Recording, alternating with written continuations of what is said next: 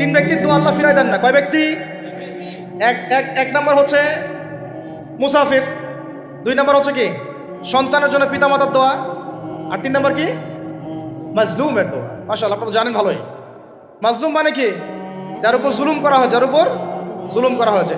আমরা এখন কিন্তু সবাই মাজলুম, তাই না ভাই? পুরো মুসলিম উম্মাই এখন মাজলুম। ইনশাআল্লাহ এই অবস্থা থাকবে না। ইনশাআল্লাহ জালেম যেখানে জুলুম করবে এর পতন হবে।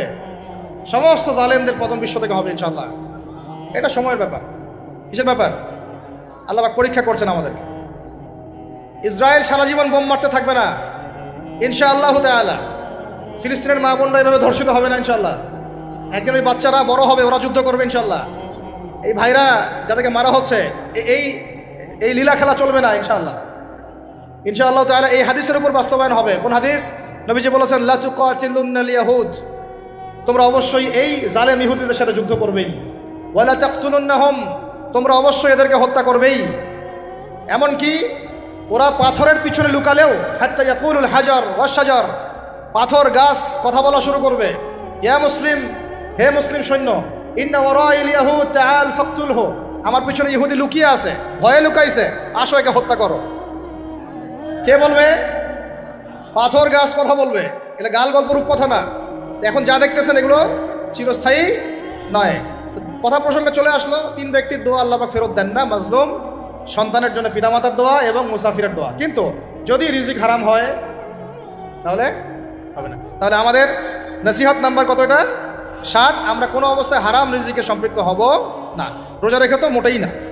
এবং এটা চর্চা করবো যাতে করে আমরা হারাম থেকে বেঁচে থাকতে পারি। ঠিক আছে ভাই? 8 নাম্বার হচ্ছে আমরা রমজান মাসে সবার জাকাতগুলো দিয়ে দিব ইনশাআল্লাহ। জাকাত যাদের ফরজ হয়েছে আল্লাহর রাস্তায় জাকাত দিয়ে দেন। জাকাত দিবেন না, এটাও জাহান্নামে যাওয়ার অন্যতম কারণ। ওই সম্পদগুলোকে এভাবে গলানো হবে, গলিয়ে মুখে, গালে, পার্শ্বদেশে, চামড়ায় লাগিয়ে দেওয়া হবে। নাউজুবিল্লাহ। সূরা তওবায় আছে এটা। কোন সূরায়? তওবায়। জাকাত দিতে হবে। কেউ যদি জাকাতকে অস্বীকার করে সে কাফের হয়ে যাবে। কেউ যদি জাকাতকে অস্বীকার করে কি হয়ে যাবে? কাফের হয়ে যাবে। কেউ যদি মনে করে নামাজ ফরজ, নামাজ মানি, জাকাত মানি না, কি হয়ে যাবে? কাফের হয়ে যাবে। এখন আমার কথা হচ্ছে, ইসলামী অর্থনীতির মূল ভিত্তি হচ্ছে জাকাত। জাকাত যদি ঠিকঠাক মতো দিতেন, বাংলাদেশে একটা দরিদ্র মানুষও খুঁজে পাওয়া যাইত না। এটা গাল গল্প না, এটাই বাস্তবতা। কিন্তু আমরা সেটা বাস্তবায়ন করতে পারি নাই, পারছি না। আমার কথা শোনেন ভাই, বাংলাদেশে এমন অনেক মানুষ আছে, হাজার হাজার, যাদের জাকাত যদি আপনি কালেক্ট করতে পারেন, সমাজে একটা দরিদ্র মানুষও খুঁজে পাওয়া যাবে না। এমন একজন মানুষের জাকাত দিয়ে আপনি একটা গ্রামের মানুষকে খাওয়াইতে পারবেন। মিলসের মালিক জাকাত দেয় না, গার্মেন্টসের মালিক অনেক জাকাত দেয় না, ফ্যাক্টরি মালিক জাকাত দেয় না, অনেকে কানাডায় বাড়ি ঘর করতেছেন, এখানে জাকাত দেন না। আছে না এরকম? জাকাত না দিলে ইসলামের খুঁটি থেকে নাম কাটা পড়ে গেল। ইসলামের ভিত্তি কয়টা? 5টা না? তাওহীদের পরে কি সালাত না? সালাতের পরেই কি জাকাত, তারপরে না রমাদান এবং হজ, তাই না বিষয়টা?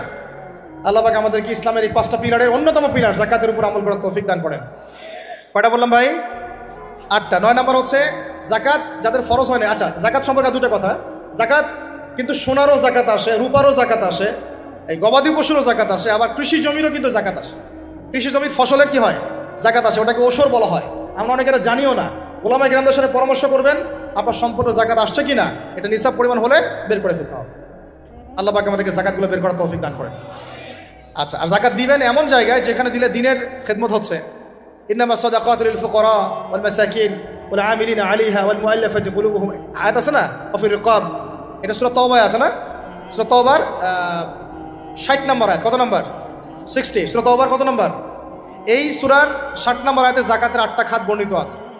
এই যে কোনো খাতে আপনি দিতে পারেন, তবে আমার পরামর্শ দিনের রাস্তায় ফি সাবিলিল্লাহ এগুলোতে জাকাত দিলে ভালো হবে, আত্মীয়দেরকে দিলে ভালো হবে, মিসকিনদেরকে দিলে ভালো হবে ইনশাআল্লাহ। আল্লাহ পাক তৌফিক দান করে দেন। তো এটা হলো 8। 9 নাম্বার হচ্ছে 9 না 8? 8 শেষ হলো। 9 নাম্বার। 9 নাম্বার জাকাত ছাড়াও আমরা বেশি বেশি দান সদকা করবো ইনশাআল্লাহ। রমজানে বেশি বেশি সদকা করবেন, বেশি বেশি সদকা।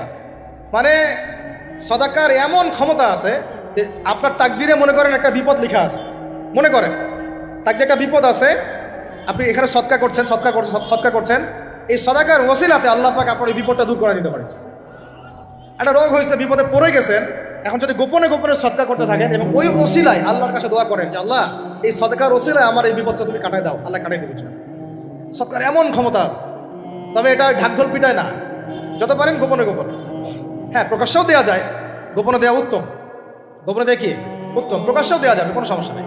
আমরা সদাকা দিব বেশি বেশি বেশি চেষ্টা করবো আত্মীয়র হক দেওয়ার, আত্মীয়দেরকে দেওয়ার জন্যে। প্রতিবেশী, আমাদের সমাজের ইয়েতিম, আমাদের সমাজের বিধবা, আমাদের সমাজের মিসকিন, ভালো ভালো জায়গায় সৎকার করবেন।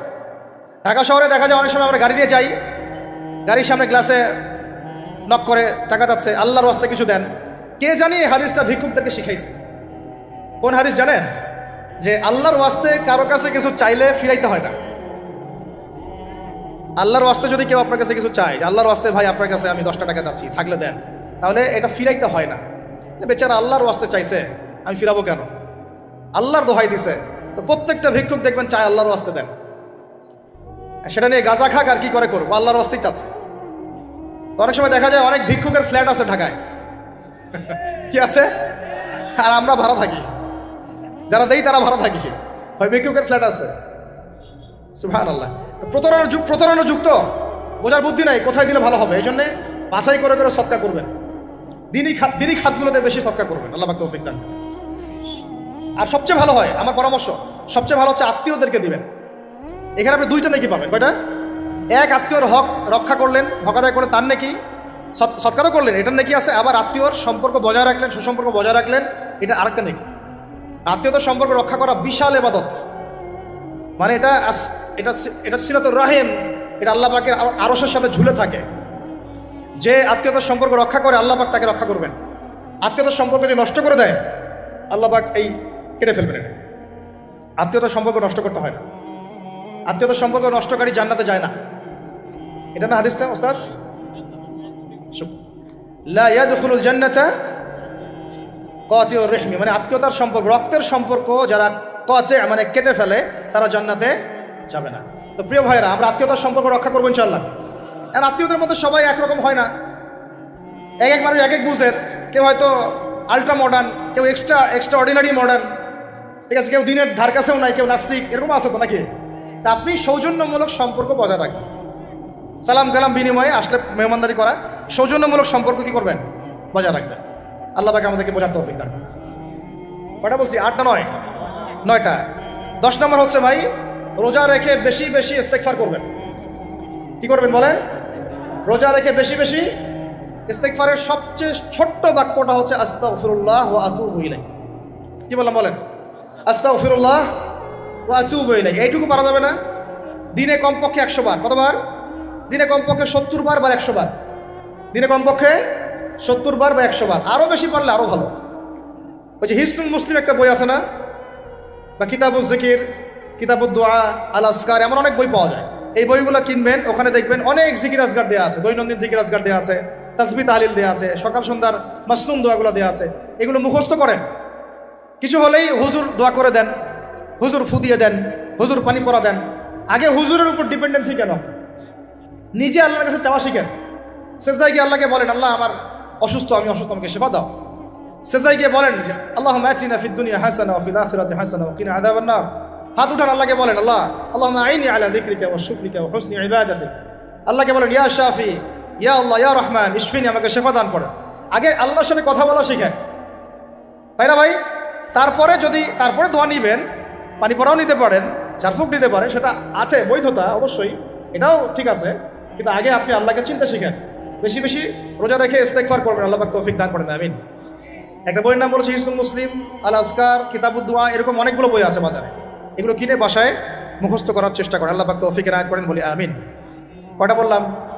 10টা। 11 নম্বর, আসলে আমার মার্কিংটা উল্টা পাল্টা তো বুঝতে পারতেছে না, ঠিক আছে। 11 নম্বর হচ্ছে, শোনেন, 11 নম্বর হচ্ছে, দেখেন, কোরআন খুলবেন, দেখবেন প্রথমে রোজার প্রসঙ্গ যেখানে আসছে, কুতিবা আলাইকুমুস সিয়াম, সেখানে আগে আসছে সিয়ামের কথা, তারপরে আসছে শাহরুর রমাদান আল্লাযী উনজিলা ফীহিল কুরআন, কোরআনের কথা, তারপরে আবার আসছে ওয়াইদা সাআলাকা ইবাদি আন্নী ফাইন্নী করিব, দোয়া করার কথা।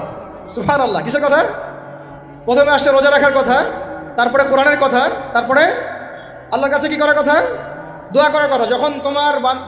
যখন আমার বান্দারা তোমাকে জিজ্ঞাসা করে, যে আমার সম্পর্কে জিজ্ঞাসা করে, ওয়াইদা সাআলাকা ইবাদি আন্নী, বলো ফাইন্নী করিব, আমি কাছেই আছি, উজিবু দাওয়াতাদ দাঈ ইযা দাআন, দোয়াকারী যখন দোয়া করে আমি তার দোয়া শ্রবণ করি। সুবহানাল্লাহ।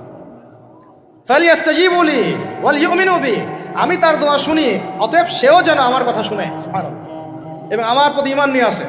তাহলে রোজা রেখে বেশি বেশি কি করব বুঝে ফেলছেন? কি বলেন? দোয়া করবেন। কোরআনের পরে কিসের কথা আসছে?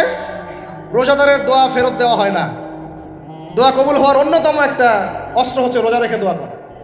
কেমন করে ফেরত দিবে? আল্লাহর জন্য আমরা না খেয়ে আসি, তাই না? আল্লাহ পাকের মায়া হবে না, দয়া হবে না? আমার বান্দা না খেয়ে আছে, আমার বান্দা পানি ত্যাগ করছে, আমার বান্দা স্ত্রী সহবাস ত্যাগ করছে, হালালগুলো ছেড়ে দিয়েছে আমার জন্য, তা আমি কেন তার দোয়া? অবশ্যই আল্লাহ পাক উপযুক্ত মনে করলে দোয়া কবুল করবেনই করবেন ইনশাআল্লাহ। দোয়া করার পদ্ধতি জানতে হবে। হারাম খাওয়া যাবে না, শিরিক করা যাবে না, বেদাত করবো না। ইনশাআল্লাহ দোয়া করার আগে আল্লাহর প্রশংসা করবো, নবী সাল্লাল্লাহু আলাইহি ওয়াসাল্লামের প্রতি দরুদ পড়বো, ঠিক আছে? দোয়া কবুলের সময়গুলো বেছে বেছে দোয়া করবো, ইনশাআল্লাহ দোয়া কবুল হবে। আল্লাহ পাক আমাদেরকে রোজা রাখা অবস্থায় বেশি বেশি দোয়া করার তৌফিক দান করেন।